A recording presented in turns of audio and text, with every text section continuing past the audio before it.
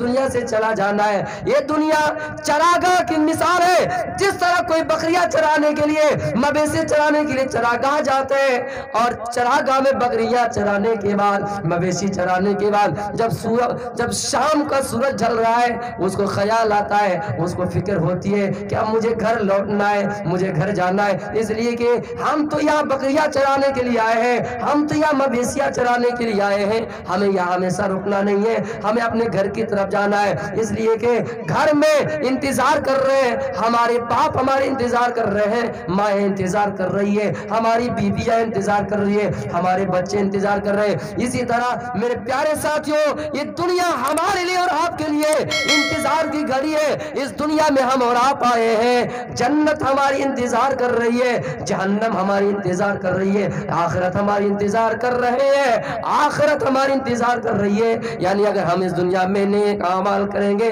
جنت اپنے اندر ہمیں جگہ دیں گے، بری اعمال کریں گے تو جہنم ہمیں اپنے اندر جگہ دیں گے۔ ہماری جنت بھی انتظار کر رہی ہے، اس چیز کا فیصلہ تو آپ کو کرنا ہے، ہم جنت کی تیاری کر رہے ہیں یا جہنم کی تیاری کر رہے ہیں۔ اذا شیطا فلا تنتظر الصباح، اے مسلمانوں، جب شام کا وقت ہو جائے اور تو صبح کا انتظار نہ کیا کرو، یعنی شام ہو گیا، ہم بستر پر سونے کے لیے چلے گئے، بستر پر کروٹیں بدل رہے ہیں، ہم نے اپنے ماتھے کو تکیے پر رکھا، کبھی ادھر کبھی ادھر، یہ دماغ اپنے رخسار پہ ہاتھ لگا کر تھوڑی دیر سوچ لیجئے، تھوڑی دیر سوچ لیجئے، اور اے نہ سوچے کہ صبح کا سورج ہمیں دیکھنے ملے، صبح کا انتظار ہی نہیں کیجئے۔ اب حساب کر لیجئے، ہم نے دن میں کتنی گالیاں دی ہیں، ہم نے دن میں کتنے نیکیاں کیے، ہم نے دن میں کتنے لوگوں کو اچھائی کی طرف لے آئے ہیں، ہم نے دن میں لوگوں کو کتنا واعظ و نصیحت کیے ہیں، ہم نے دن میں لوگوں کو کتنے اچھائی کی طرف لے کر آئے، ہم نے دن میں کتنے نیکیوں کا کام کیے ہیں، ہم نے دن میں کتنے اچھے کام کیے ہیں، کتنے اچھے اعمال کیے ہیں۔ یہ رات میں سونے کے لیے جائے تو حساب کر لیا کریں، پھر جب صبح ہو جائے اجاز باتا فلا تنتظر المساء، پھر جب صبح ہو جائے تو شام کا کوئی انسان کا انتظار نہ کرے، ہو سکتا ہے کہ شام تک پتہ نہیں مردوں میں لکھے جائیں یا زندوں میں، اس لیے شام کا انتظار نہ کریں، صبح ہونے کے بعد اپنے آپ کا حساب کر لیا کریں کہ ہم نے رات میں کتنی غلطیاں کی، ہم نے رات میں لوگوں کو کتنے موبائلوں میں گالیاں دی، ہم نے رات میں کتنے لوگوں کو پریشان کیے، ہم نے رات میں لوگوں کو کتنی تکلیفیں دیے، لوگ سو رہے تھے، ہم نے کبھی جا کر کسی کے فلاں سامان چرائے۔ کچھ لوگ ہمارے گاؤں میں شرارتی ہیں، بدمعاش لوگ ہیں، جب رات ہوتی ہے نا یہ لوگ نکلتے ہیں اور کبھی کسی کے یہ چوری، کبھی اسی کی یہ چوری، کبھی ہمارے وہاں ٹینا وغیرہ کا گھر زیادہ ہوتا ہے، کوئی ڈھیلا پھینک رہا ہے، کوئی پتھر چلا رہا ہے، کوئی کچھ کر رہا ہے، رات میں لوگوں کے نیند میں ڈسٹرب کر رہا ہے، خلل ڈال رہا ہے۔ تو میرے پیارے ساتھیوں، یہ صبح حساب کر لینا چاہیے کہ ہم نے رات میں کتنی غلطیاں کی، رات میں کتنے گناہ کے کام کیے۔ وَسُرْ دَيَامَانَ، وہ بڑے رحم کرنے والے ہیں، بڑا کرپالو ہے۔ اب آئیے آخری منتر کی طرف میں رخ کرتا ہوں۔ اگنی نیا سو پتھارے آسما بسوانی دیو ایونان بیوتان، وہ ایشور ایسے ہوں گے جو قیامت کے دن کا مالک ہوں گے۔ میرے پیارے ساتھیوں، مجھے بتانے کا یہ مقصد ہے کہ ہم چاہے کچھ بھی اس دنیا میں کر لیں، لیکن ہم اس دنیا میں جنت اور جہنم نہیں بنا سکتے ہیں، اس دنیا میں ہم آخرت نہیں کر سکتے ہیں، اس دنیا میں ہم اپنے آپ کو جنتی اور جہنمی نہیں بنا سکتے ہیں۔ جہنمی اور جنتی اپنے اعمال کے حساب سے ہے، لیکن آپ کہیں گے کہ ہم نے فلاں کے لیے جہنم بنا دیے، ہم فلاں کے لیے جنت بنا دیے، ایسا ہو ہی نہیں سکتا۔ آپ کو آخر کر اللہ ہی کی طرف لوٹ کر جانا ہے۔ فرعون کے سامنے دو آدمی کو لایا گیا، فرعون نے کہا میں موت کا مالک ہوں، میں زندگی کا مالک ہوں۔ فرعون نے ایک آدمی کو زندہ چھوڑ دیا اور کہا کہ میں زندگی کا مالک ہوں، ایک آدمی کو قتل کر دیا اور کہا کہ میں موت کا بھی مالک ہوں۔ کیسے دیکھ رہے ہیں عقل ان کی کہاں چلی گئی؟ جب اللہ کسی کو برباد کرنا چاہے، کسی قوم کو برباد کرنا چاہے، ان کی کھوپڑی چھین لیتا ہے۔ دیکھ رہے ہیں ایسے لوگوں کو کرسی پر بٹھائے گئے ہیں جن کی کھوپڑی کام ہی نہیں کر رہے ہیں، ان کی عقل چھین لی گئی، ان کی عقل اللہ تعالیٰ نے چھین لیا ہے۔ تو میرے پیارے ساتھیوں، فرعون نے کہا کہ ایک آدمی کو میں نے زندہ چھوڑ دیا، قید خانے سے آزاد کر دیا، میں زندگی کا مالک ہوں، زندہ لوگوں کو زندگی دینے کا مالک ہوں، ایک آدمی کو مار دیا کہ میں موت کا مالک ہوں۔ ان کی عقل دیکھیے کہاں سے چلی گئی۔ تو میرے پیارے ساتھیوں، دنیا میں کوئی انسان جنت اور جہنم کا مالک نہیں بن سکتا ہے۔ جنت اور جہنم ہمیں اور آپ کو ہماری اور آپ کی انتظار کر رہی ہے. ایک دن جنت اور جہنم ہونا ہے میرے پیارے ساتھیوں. قیامت واقع ہوں گی. اب یہ سوال کر سکتے قیامت کیوں ہوگی؟ ایک آدمی چلا آیا اور کسی فقیر شخص سے سوال کیا مجھے یہ بتاؤ کہ جنت اور جہنم کیوں ہے؟ مجھے یہ بتاؤ کہ اللہ تعالیٰ نے ابلیس کو آگ سے پیدا کیا ہے تو جہنم کی آگ سے اسے کیا سزا اور کیا تکلیف محسوس ہوگی؟ اللہ تعالیٰ کو قیامت کرنے کی کیا ضرورت ہے؟ اس فقیر نے بغیر سوچے سمجھے کہ ڈھیلا اٹھایا اور اس کے منہ پر مار دیا. جیسے اس کے منہ پر مارا وہ آدمی فوراً تھانے میں گیا, کٹیہار پولیس اسٹیشن میں گئے اور وہاں جا کر اس کی شکایت نالش کر دی, درج کرا دیے, کیس درج کر دیے. اس فقیر کو بلایا گیا. او فقیر یہ بتاؤ تم نے اس کو کیوں مارا؟ کہا میں نے مارا نہیں, اس نے سوال کیا تھا, میں نے اسے جواب دیا. اچھا تم نے ڈھیلا مار کر جواب دیا؟ ہاں کبھی کبھی اینٹ کا جواب پتھر سے دیا جاتا ہے. میں نے اس کو اینٹ کا جواب پتھر سے دیا. ہاں صحیح بات ہے میں نے اس کو ڈھیلا مارا لیکن جواب ہی دیا. اچھا کیا سوال کیا؟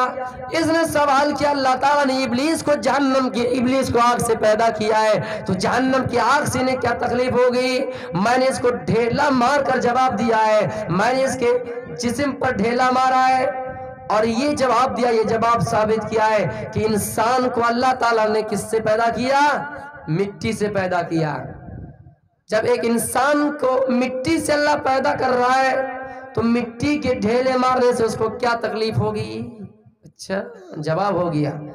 جب ایک انسان کو مٹی کے ڈھیلے سے تکلیف ہو سکتی ہے, چوٹ ہو سکتی ہے, تو ابلیس کو کیسے جہنم کی آگ سے تکلیف نہیں ہوگی؟ جبکہ اس دنیا کی آگ کو جہنم کی آگ سے تکلیف ہوگی, جہنم کی آگ سے تکلیف ہو سکتی ہے تو ابلیس کو جہنم کی آگ سے کیوں تکلیف نہیں ہوگی؟ اس لیے میں نے اس کو ڈھیلا مار کر جواب دیا ہے. اچھا یہ بتاؤ, انہوں نے دوسرا سوال کیا کہ اللہ کو قیامت جنت اور جہنم کرنے کی کیا ضرورت تھی؟ انصاف کرنے کی کیا ضرورت تھی؟ انسانی تسلسل اس دنیا میں کافی تھا لیکن قیامت کرنے کی کیا ضرورت تھی؟ میں نے اس کو ڈھیلا مار کر یہ جواب دیا کہ میں نے اس کو ڈھیلا مارا. اس نے شکایت لے کر کوर्ट عدالت میں کیوں آئے, کٹیہار میں کیوں آئے؟ اسی طرح ایک انسان کے اوپر جب ناحق انسان کو مارا جائے گا, ظلم کیا جائے گا, کوئی کمزور ہے اس کو دبایا جائے گا. ہاں ظاہر سی بات ہے کہ کمزور کسی پہلوان سے لڑ نہیں سکتا ہے اور دنیا کے اندر کوئی ایسی عدالت نہیں جو اس کا انصاف دلا سکے. اسی انصاف کو دلانے کے لیے اللہ تعالیٰ قیامت کرے گا. وَيُنَّانِ بِيُدَانِ, وہ قیامت کے دن کا مالک ہے. مالکی یوم الدین, وہ قیامت کے دن کا مالک ہے. اسی طرح اس کو جواب دیا گیا جس طرح ہم نے اس کو ڈھیلا مارا, یہ شکایت لے کر کوर्ٹ میں آئے, عدالت میں آئے, اسی طرح ایک انسان کے اوپر جب دنیا میں ظلم ہوگا, ایک انسان کو ناحق مارا جائے گا, اس کی زمین و جائیداد ہڑپائے جائیں گے, لیکن بیچارہ دنیا میں مجبور ہے. جن کے پاس نہ ہتھیار ہے, جن کے پاس نہ طاقت ہے, جن کے پاس نہ دولت ہے, وہ انسان کسی انسان سے مقابلہ نہیں کر سکتا. ہاں اس چیز کا انصاف دلانے کے لیے رب بیٹھا ہوا ہے اور قیامت کے دن اس کا انصاف کر دے گا.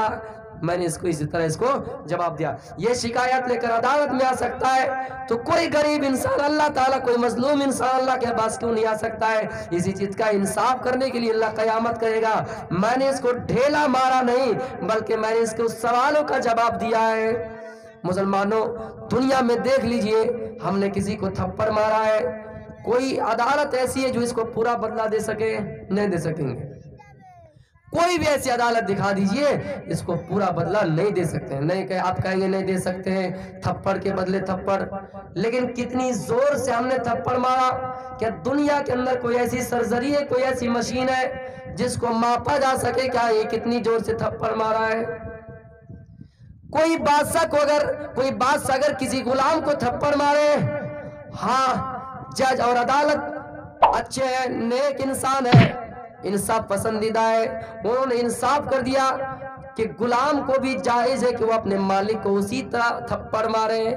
لیکن اگر دونوں کو پیش کر دیا جائے، غلام کو بھی پیش کر دیا جائے عدالت میں اور مالک کو بھی پیش کر دیا جائے، اور غلام سے کہا جائے اے غلام، تمہیں تمہارے مالک نے ایک تھپڑ مارا ہے، تم بھی اتنی زور سے اپنے مالک کو تھپڑ مار لو، وہ غلام کے دل میں ڈر ہوگا، خوف ہوگا کہ نہیں نہیں، مجھے مارا ہے میرا مالک، رہنے دیجئے، میں اگر ایک تھپڑا بھی مار لیتا ہوں تو میرا مالک مجھے بعد میں اور تھپڑے ماریں گے، اپنے خود اگر نہ ماریں گے تو دوسروں کے ذریعے سے مرائیں گے، دوسروں کے ذریعے سے پٹائیں گے۔ اس لیے میرے پیارے ساتھیوں، دنیا کے اندر کوئی ایسی عدالت نہیں جو آپ کو پورا کا پورا انصاف دلا سکے، جو آپ کو پورا کا پورا بدلہ دلا سکے۔ ہاں اگر کوئی دولت اگر کوئی عدالت ہے، کوئی اگر انصاف کرنے والا ہے، کوئی ایسا دن اگر مقرر ہے تو اللہ تعالیٰ قیامت کے بارے میں ذکر کرتا ہے کہ انسانوں کو اس میں پورا کا پورا بدلہ دیا جائے گا۔ کوئی انسان جنہوں نے دنیا میں تکلیفیں سہی، دنیا میں تکلیفیں برداشت کیے، مظلوم ظالم لوگوں کے ظلم کو سہے، اللہ تعالیٰ ان کو پورا کے پورا انصاف دے گا۔ دنیا میں دیکھ لیجئے، کوئی ایسا دھرم نہیں، کوئی ایسا مذہب نہیں جس میں پورا کا پورا انصاف دلا سکے اور پورا کا پورا انصاف دلانے کی بات دلا سکے، لیکن کوئی اگر ایسا مذہب ہے جو انسان کو پورا حق دینے کی بات کر رہی ہے، حق دینے کی بات کر رہا ہے، کوئی ایسا دھرم ہے جو انسان کو پورے کے پورے ادھیکار کا حق دیتا ہے، حقدار اور حصے دار بھاگیدار بناتا ہے، تو اسلام ہے جو اسلام ہمیشہ یہ کہتا ہے کہ دنیا میں تکلیفیں برداشت کرتے رہو، دنیا میں تکلیفیں جھیلتے رہو، مصائب جھیلتے رہو، انصاف تمہیں قیامت میں ملے گا۔ دنیا میں دیکھ لیجئے، مابلنگ چین کے ذریعے سے کتنے لوگوں کو مار دیا گیا، کاری اوبیس کو دلی میں مار دیا گیا، پیٹ کر مار دیا گیا۔ تھوڑی دور جائیے جھارکھنڈ، جہاں پر تبریز انصاری کو مار دیا گیا، پالو خان کو مار دیا گیا، اخلاق کو مار دیا گیا، کتنے لوگوں کو مار دیا گیا، مابلنگ چین کے ذریعے مار دیا گیا، کتنے لڑکیوں کے ساتھ ریپ کیا گیا۔ لیکن ہاں کوئی یہ کہہ سکے کہ 100% ان کو انصاف ملا ہے، اور یہ بھی کہہ سکے کہ 100% انصاف دلایا جا سکتا ہے؟ نہیں نہیں، اس انصاف کو کوئی اگر دینے والا ہے، اس انصاف کو کوئی دینے کی بات اگر کوئی کر رہا ہے تو اسلام کر رہا ہے۔ اس انصاف کو دینے کی بات اگر کوئی عدالت کر رہی ہے تو وہ قیامت کی عدالت ہے، کوئی ذات اگر کر رہی ہے تو اللہ تعالیٰ ہے، کوئی ایسا دھرم اگر بتلا رہا ہے تو وہ اسلام دھرم ہے جو ان تمام چیزوں کو پورا کا پورا انصاف ملے گا۔ وہ قیامت کے دن کا مالک ہے۔ لہذا مسلمانوں، جب ہمیں ان تمام راستوں کا حل نکال رہا ہے، ان تمام چیزوں کا ہمیں اور آپ کو اختیار ہے، ان تمام چیزوں کا ہمیں اور آپ کو راستہ مل رہا ہے، ساری گنجائش ہمارے ہاتھ میں ہے، سارے راستے ہمارے طرف ہے، سارے راستے ہمارے لیے اللہ تعالیٰ نے کھول کر رکھے ہیں۔ لہٰذا ہمیں اسی کی طرف لوٹ کر جانا ہے، اسی کی طرف رجوع کرنا ہے، اور ہمیشہ ایشور سے یہ دعا کرتے رہنا چاہیے، اے ایشور اگنے نیا سو پتھا رہے آسماں، ہمیں ایسے راستے کی طرف لے کر چل جو تم نے بڑے لوگوں کو لے کر رکھا ہے، آسماں بڑے لوگوں کے لیے کر رکھا ہے، بلندی کے چھونے کو لے کر رکھا ہے، یعنی جنت حاصل کرنے والے لوگوں کے لیے کر رکھا ہے۔ اہدنا الصراط المستقیم، اہدنا الصراط المستقیم، اسی چیز کو تو ہم قرآن میں سورہ فاتحہ میں بار بار پڑھا کرتے ہیں، قرآن نماز میں ہر رکعت کے اندر اسی آیت کو پڑھا کرتے ہیں کہ اہدنا الصراط المستقیم، اے ایشور تو ہمیں سیدھے پتھ کی طرف لے کر چل، سیدھے راستے کی طرف لے کر چل۔ میرے پیارے ساتھیوں، ہمیں چاہے کچھ بھی ہو جائے لوٹ کر اللہ ہی کی طرف جانا ہے۔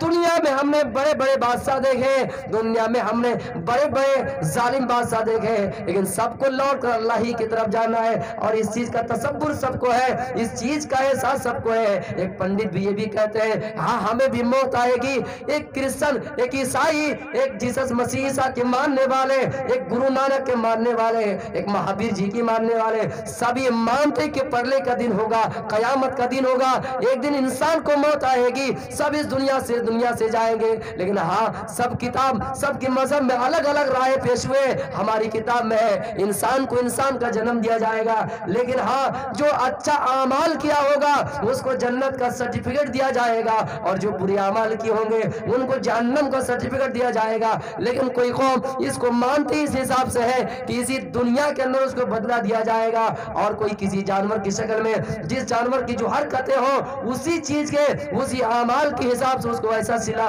اور ایسا بدلہ ملے گا، اس کو ویسی سزا ملے گی۔ اور ہاں पुनर्जन्म के जिक्र के बारे में बोलता है कि हाँ अगर दुनिया में अच्छे अमल किए हैं तो उसको इंसान का जन्म मिलेगा। इसलिए मेरे प्यारे साथियों, आपको किसी शक व उलझन में नहीं पड़ना है। और हाँ एक चीज मैं आपको क्लियर बता रहा हूँ, दुनिया में कोई अगर कंप्लीट मजहब कोई है, दुनिया में एक मुकम्मल जिंदगी गुजारने का अगर कोई मजहब है तो वो कुरान है, वो इस्लाम है, जो हमेशा इंसान की पैदाइश क्या, जब ये दुनिया अज़ल से अब तक ये जो दुनिया वजूद में आ रही थी, जब इस दुनिया को अल्लाह ताला बना रहे थे, इन तमाम चीजों से लेकर दुनिया फना हो जाएगी, फिर एक इंसान को मैदान माशर की तरफ ले जाया जाएगा, खड़ा कर दिए जाएंगे।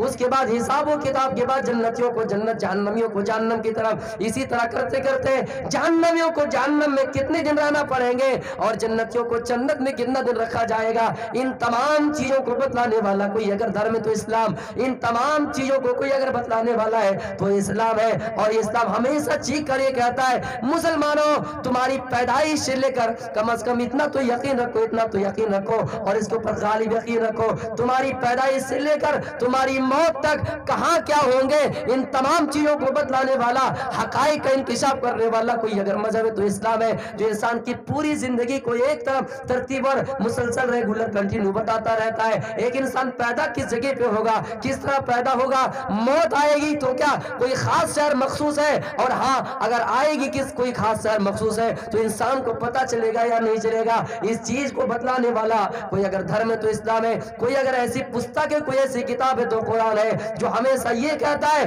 कि हाँ कितने ऐसे लोग हैं जो अकल से महरूम है और ये सोचते हैं कि हम मौत से बचने के लिए कहीं चले जाएंगे। हाँ अगर कोई किसी किताब का अध्ययन करेंगे, स्टडी करेंगे, बहुत सी आपको ऐसी किताबें मिल जाएंगी जिसमें मौत से बचने का भी जिक्र मिल जाएगा, मौत से छिपने का रास्ता आपको बता देगा, मौत से छिपने की जगह आपको बता देंगे। लेकिन अगर कोई ऐसा मजहब है, कोई ऐसी किताब है तो मजहब इस्लाम है, वो कुरान है, वो किताब कुरान है, जो हमेशा आपको यही पैगाम देता रहा कि ऐ लोगों, दुनिया में अगर मौत से छिपने के लिए किसी भी मुल्क में चले जाओ, किसी भी मजहब में चले जाओ, किसी भी गोसे में चले जाओ, पहाड़ों के जजीरे में घुस जाओ, ऐनमा तकूनु युद्रिकुमुल मौत वलौ कुंतुम फी बुरूजिम मुसय्यदा, मौत तुम यहाँ कर रहेंगी। इसलिए मौत से भागना नहीं, और ये नहीं सोचना चाहिए कि हमें फंसा दिया जाए, ये नहीं सोचना चाहिए कि हमें बहा दिया जाए, ये नहीं सोचना चाहिए कि हमें जला दिया जाए, ये नहीं सोचना चाहिए कि हमें हमारी लाश को कीड़े मकोड़ों को खा देना चाहिए, हमारी लाश को कहीं रख देना चाहिए,